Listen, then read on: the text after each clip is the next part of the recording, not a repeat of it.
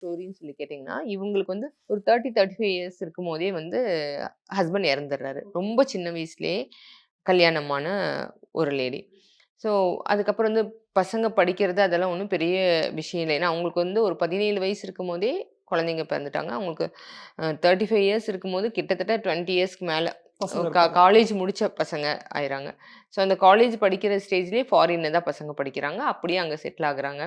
அந்த அந்த வர்றது, போறது எல்லாமே இவங்களுக்கு தெரியும். சரி. ஸோ, இப்படி இருக்கும்போது ஒருத்தர் பழக்கமாகுறாரு. ஒரு ஒரு இவங்களோட ஏன்னா இவங்க ரியல் எஸ்டேட் அந்த மாரி பிசினஸ்ல இருக்கனால, அப்படி பழக்கமாகுற ஒரு பெர்சன வந்து ஆ அவருக்கு கல்யாணம் ஆகல. அவருக்கு இது ஃபர்ஸ்ட் மேரேஜ். கல்யாணமாகாத இருந்தவரு. பழக்கமாயி கல்யாணம் பண்ணிக்கிறாங்க. இது கல்யாணம் பண்ணிக்கிட்டா சொசைட்டிக்கு தெரியும். பசங்க நம்மள கேவலமா நெனச்சுப்பாங்க.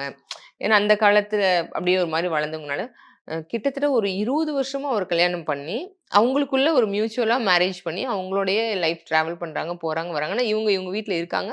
அவரும் வந்து ஸ்டே பண்றாரு. இவங்களும் போய் ஒரு வீடு இருக்கு. கெஸ்ட் ஹவுஸ் மாரி அங்க போய் ஸ்டே பண்றாங்க. எல்லாமே பண்றாங்க. அவருக்காக அந்த பிசினஸ்க்காக வந்து இவங்க நெறையா இந்த மாரி ஜுவல்ல இன்வெஸ்ட் வித்து பண்றாங்க. குடுக்கறது, பணம் குடுக்கறது, அந்த மாரிலாம் நெறையா ஸோ அவங்க ஹஸ்பண்ட்காக குடுத்துருக்காங்க. ஆனா வந்து வீட்ல யாருக்கும் தெரியாது.